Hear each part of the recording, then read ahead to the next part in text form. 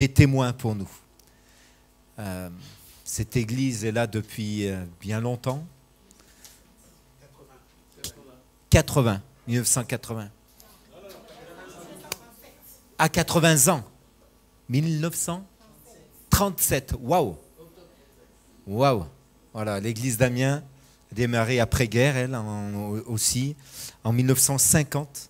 Donc, si aujourd'hui, votre pasteur Gabriel est là, ou si moi je suis sur Amiens, c'est parce qu'on a hérité. On a hérité le travail de gens qui ont cru et qui ont labouré le terrain, semé avec espérance, arrosé, et qui ont eu la foi que Dieu allait faire croître. Ils ont donné de leur énergie, de leur temps, ils ont donné de leur argent. Et vous qui avez été honorés ce matin, certainement vous avez fait la même chose. Vous avez pris déjà le relais et vous le transmettez. Et c'est juste essentiel qu'on puisse avoir des moments comme ce matin. Merci. Merci à vous tous. Merci pour votre foi. Merci pour votre prière, pour vos prières. Merci pour votre modèle. Et on ne se connaît pas, mais quand je vous dis merci à vous, je pense à tous ces aînés sur Amiens aussi. Et je voudrais vous encourager aussi. Je m'adresse aussi à vous, les cheveux blancs. On vous rejoint, même si le frère dit qu'il n'est pas vieux. Moi, ça arrive, ça y est, je commence. J'y croyais pas au début, je les voyais pas. Et puis, c'est quand les autres... Oh, t'as pris des cheveux blancs. Non, non, non, non. Ça n'arrive qu'aux autres, ça, mais pas à nous. Donc, je veux m'adresser à vous, les cheveux blancs, parce qu'on vous rejoint aussi. Et je veux vous dire cette citation. Dans 20 ans, vous serez plus déçus par les choses que vous n'avez pas faites que par celles que vous avez faites. Alors sortez des sentiers battus, mettez les voiles, explorez, rêvez, découvrez. Et là, vous me répondez aussi. Vous me répondez, mais pasteur, moi j'ai plus d'années derrière moi que devant moi. Hein? Moi j'arrive un peu au sommet. Là. Je ne vous dirai pas mon âge, mais voilà, hein, si on image la vie comme une montagne, j'arrive au sommet, mais je pense qu'il y a un petit plateau en haut là. Hein. J'ai envie de rester encore là-haut avant de redescendre. Hein. Et donc c'est facile pour les gens de mon âge encore de se projeter vers l'avenir. Mais vous qui avez plus d'années derrière vous que devant vous, même si je vous souhaite bien sûr encore au moins 20 ans de vie, vous vous dites ça ne va pas être un message pour moi. Mais j'aimerais vraiment vous encourager avec ce témoignage. J'étais enfant dans la ville de... une petite ville de Rive-de-Gier, donc entre Saint-Étienne et Lyon. Ma maman, avec ma tante et une autre chrétienne, allait visiter un couple de personnes âgées et avait l'habitude de prier avec papy et mamie Marino. Papy et mamie Marino étaient déjà bien âgés. Et moi, j'ai le souvenir d'un moment très particulier. J'accompagnais ma maman, ma tante et puis cette autre chrétienne. Et lui, il perdait la vue, il était presque aveugle en fait. Et Mémé Marino avait l'Alzheimer et perdait la mémoire donc.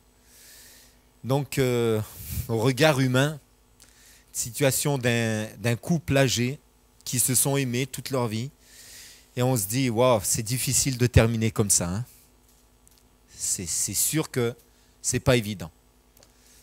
Maintenant, ce que je me souviens en tant qu'enfant, je devais avoir peut-être 9-10 ans, c'est qu'au moment où ils se sont mis à prier, je vous le dis tel que je l'ai vécu, J'étais par terre en train de jouer, voilà, certainement avec des voitures, peu importe. Et puis je les entends prier. Je ne change pas ma petite habitude, je joue. Et tout à coup, Papy Marino se met à prier. Et je vous le dis tel que je l'ai vécu, une lumière est venue dans la pièce. Ça a marqué ma vie. Malheureusement, ça ne m'a pas empêché de faire des tas de bêtises. Mais je me suis souvenu, à 19 ans, de ce moment-là. Et Papy Marino, qui ne voyait presque plus rien, prenait la main de sa femme et il priait. Et quand il priait, l'atmosphère de Dieu, la présence de Dieu venait. Le royaume de Dieu était là. Et les choses changeaient dans la pièce. Il n'avait plus 20 ans devant lui. Sa vie était derrière lui. Mais il fait partie de ces héros de la foi. Vous savez, dans Hébreux chapitre 11, il y a les grands héros, ceux qui ont accompli des choses extraordinaires. Vous et moi, on ne sait pas, et peu importe si notre nom va figurer dans l'histoire de l'Église évangélique. Ce n'est pas ça l'important. Ce n'est pas d'être un Moïse, un Abraham ou un David, même si bien sûr ces hommes nous inspirent tous. Mais à la fin de ce chapitre, il y a tous les héros inconnus. Et il y a un verset qui me touche particulièrement et qui dit que certains sont morts sans avoir obtenu l'exaucement de leur prière. On n'a pas le nom de ces gens-là. C'était peut-être un Papy Marino, mais je crois qu'il fait partie de ces héros-là. Ces gens, comme Papy Marino, ont prié pour leurs enfants, leurs petits-enfants, et les ont bénis. Et ils ont transmis un héritage spirituel. Mon témoin de mariage, David Marino, était son petit-fils. On était tous les deux avec David, avec d'autres enfants de chrétiens. On était dans la drogue. On était dans la folie de ce monde. Et ma mère, Madame Marino, ma tante, d'autres chrétiens, ont suivi l'exemple de Papy et Mamie Marino et ont prié pour nous. Si je suis là aujourd'hui, c'est grâce à la prière de ma maman, grâce à la prière de ces héros de la foi comme Papy Marino, qui ont fait qu'un jour on a pu se tourner vers le Seigneur. Dieu nous a arrachés des ténèbres. Il nous a vraiment arrachés des ténèbres. Arrachés des ténèbres. Et il nous a sauvés. Cette lumière qui était là dans la pièce quand j'étais enfant, je l'ai retrouvée le jour où j'ai donné ma vie à Jésus. La lumière du Seigneur a éclairé mon cœur. Les ténèbres ont fui. J'ai vu littéralement, j'ai senti quelque chose qui partait. Et la présence de Dieu qui envahissait mon cœur. Comme ce jour-là, quand Papy et Mamie Marino priaient, une présence de Dieu était si forte. C'est des héros de la foi.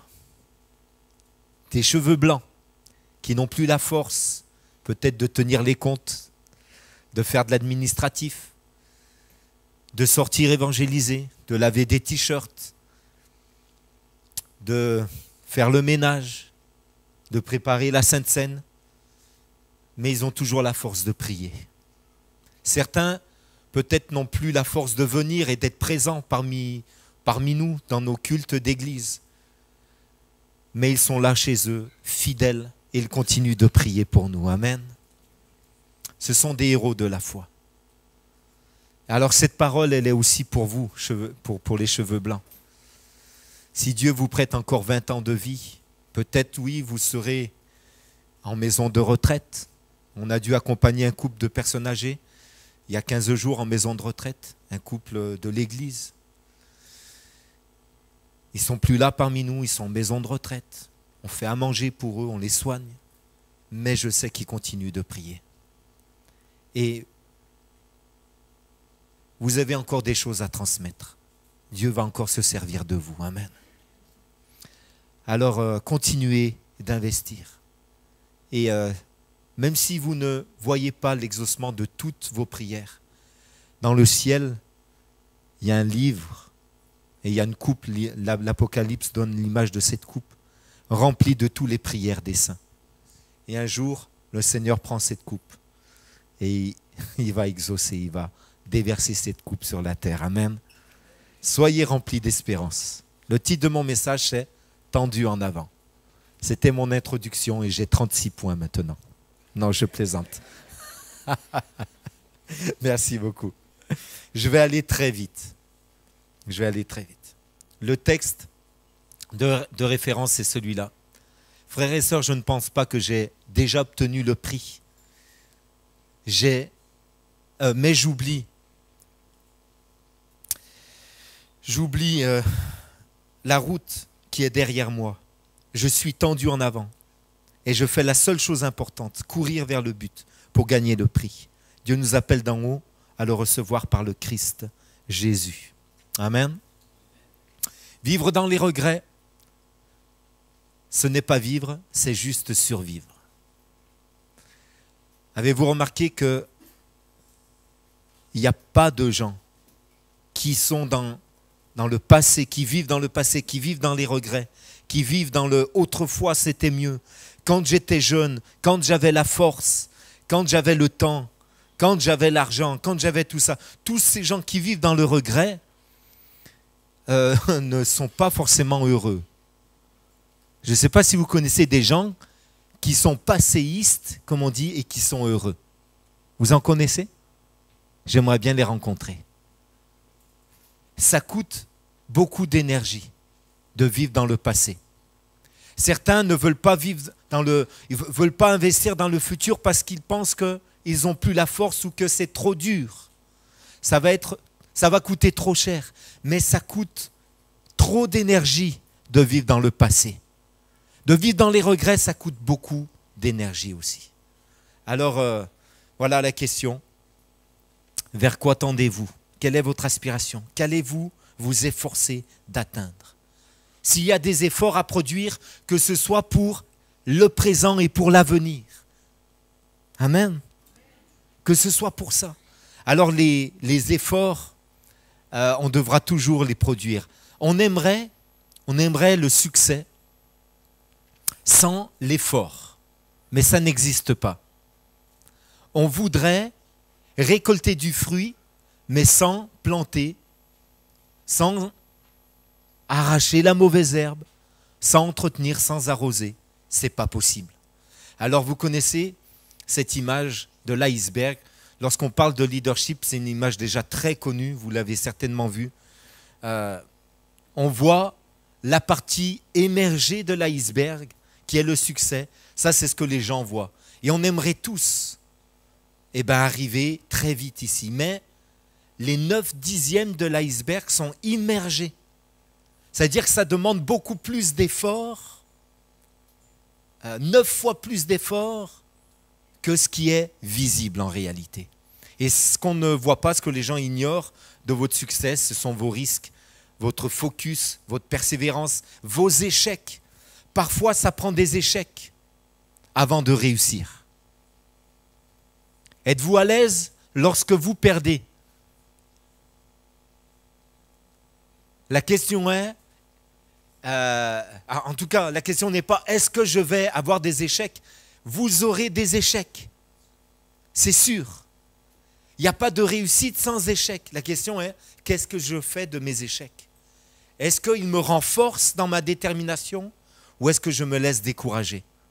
L'apôtre Paul, s'il avait dû se laisser décourager, il n'aurait pas écrit ce qu'il a écrit dans Philippiens, parce qu'au moment où il l'écrit, il est en prison et il ne sait pas ce qui va lui arriver. Mais il dit, j'oublie ce qui est en arrière et je tends vers ce qui est en avant.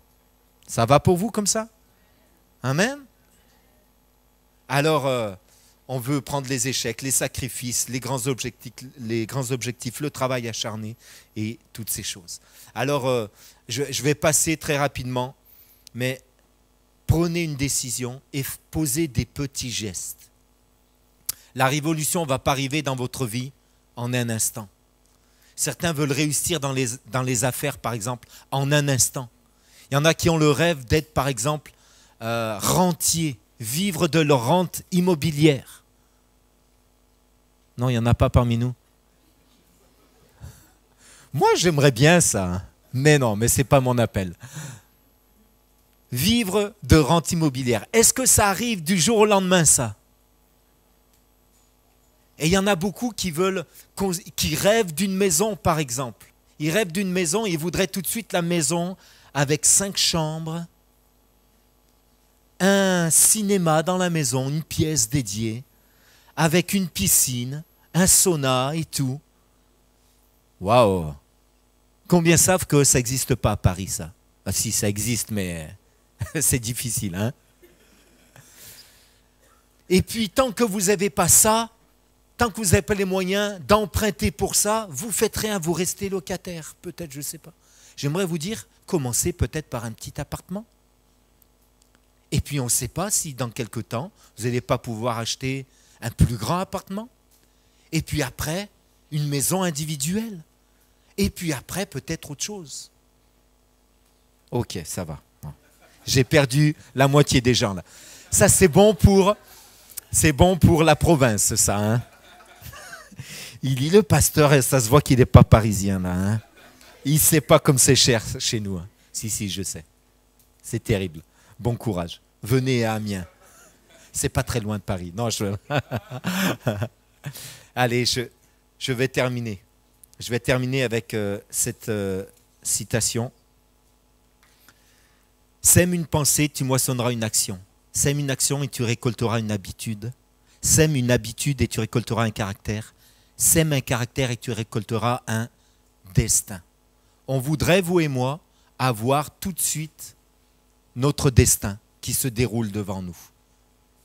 Mais voyez-vous, même dans le plan de Dieu, les destins s'accomplissent non pas parce que Dieu a voulu qu'on fasse des choses, mais parce qu'on devient ce que Dieu veut qu'on soit. Vous avez remarqué que dans la citation, on arrive au caractère avant le destin. Et nous, on voudrait être souvent dans le faire. Mais Dieu, lui, est dans l'être. Il n'est pas dans le faire. Ce qui l'intéresse, ce n'est pas ce qu'on fait, c'est ce qu'on est pour lui. Oui ou non? Et quand on est la personne que Dieu veut qu'on soit, alors notre destin se déroule devant nous. Mais ça prend du temps avant d'être, être patient, être rempli d'amour, être persévérant, être doux, être humble. Ça va pour vous ça? C'est un bon programme? Combien vont au magasin et puis prennent un peu d'humilité, de douceur, de tempérance, de joie, de paix? Vous trouvez ça dans les magasins, non? On aimerait bien, hein? On ne trouve même pas d'architecte ou d'ingénieur pour nous aider à produire ce fruit-là. On aimerait bien aussi, mais ce n'est pas possible. Et c'est ce qui intéresse Dieu. Amen. C'est ce qui est ressorti de l'hommage qui a été fait à tous nos aînés, oui ou non? Au final, on retient ce qu'on est et pas ce qu'on a fait. C'est ça qui marque le plus de personnes. Et je voudrais terminer avec ce témoignage. Et je vous chanterai ensuite un chant. Je terminerai avec ce chant. C'est un chant que m'a inspiré Monsieur Junot. Je cite son nom. C'est un homme qui a marqué ma vie. Je suis arrivé il y a bientôt 9 ans. Non, on ne va pas passer la vidéo. Merci beaucoup.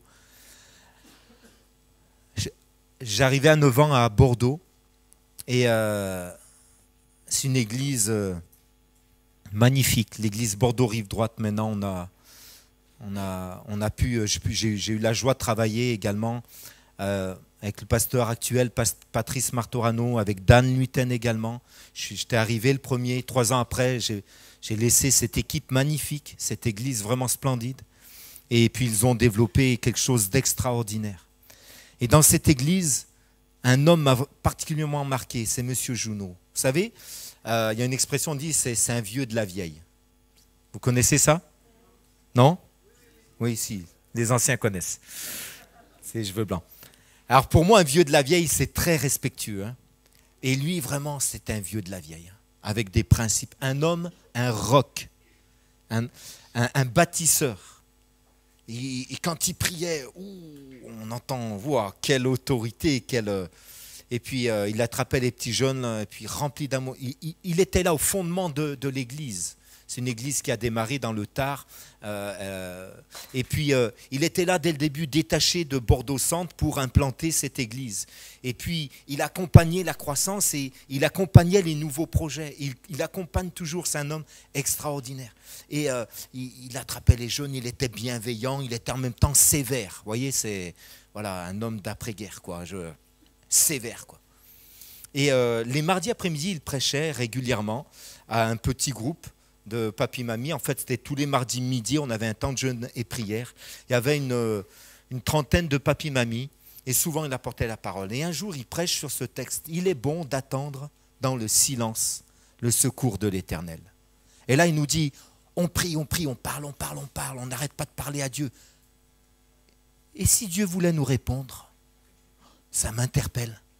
Est-ce que vous êtes prêts à écouter Dieu? Ça m'a vraiment interpellé. Hein. J'avais du mal, moi. Et j'essaye d'apprendre à écouter Dieu. Et puis, il nous encourage comme ça. Quelques semaines plus tard, on apprend que M. Junot a un grave problème au genou. 2 semaines plus tard, il est hospitalisé. Et 1 semaine après son hospitalisation, il a retardé au maximum, mais il a été amputé d'une jambe. Ils l'ont coupé, quoi, la jambe. C'était terrible pour lui. Un homme, un roc, fidèle, stable, aimant, intègre. S'il y a un nom, un adjectif pour lui, excusez-moi, mais voilà, c'est intègre, un homme intègre. Et là, il ne comprenait plus rien. Je vais le voir à l'hôpital et je vois un homme décomposé. Il ne comprend rien, il pleure. Jamais j'avais eu M. Junot pleurer. Il pleure de douleur, d'incompréhension. Il me dit, Tony, j'ai péché, qu'est-ce que j'ai fait? C'est pas possible, ce qui m'arrive, j'ai péché. Je dis, M. Junot, moi, vous savez, il y a des visites, quand on est pasteur, on s'en passe. Hein, mais on doit être là. Et donc, je prie, je dis, M. Junot, je ne pense pas que vous ayez péché. Je ne sais pas pourquoi ça vous arrive, mais c'est là.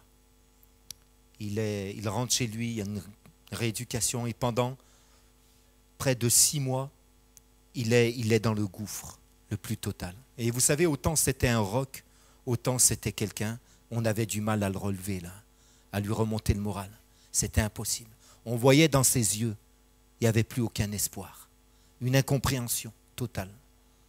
Et un jour que je vais le visiter, je vois dans ses yeux que l'espoir est revenu. Je lui dis, Monsieur Junot, il s'est passé quelque chose. Vous n'êtes plus le même. Je vous ai retrouvé, vous êtes là, vous êtes revenu. Qu'est-ce qui s'est passé, Monsieur Junot? Et là, il me dit, Tony, je ne sais pas pourquoi je suis passé par là. Je ne sais absolument pas, mais je sais une chose, c'est que Dieu m'a secouru. J'ai attendu dans le silence le secours de l'Éternel. Et il m'a secouru. Il ne m'a pas donné de raison. J'ai cherché une raison pendant des mois et je ne sais toujours pas pourquoi. Mais je sais une chose, c'est que Dieu est bon. Il est fidèle. Il m'aime et il m'a consolé. Waouh, Monsieur Junot. Alors on l'a fait revenir à l'église. Il était sur l'estrade. Il est monté avec ses béquilles, avec son attelle. Et puis on a mis des fauteuils, on l'a interviewé. Il a encouragé l'église. C'est extraordinaire. C'est difficile, c'est compliqué. Mais Dieu l'a secouru. Amen. Amen.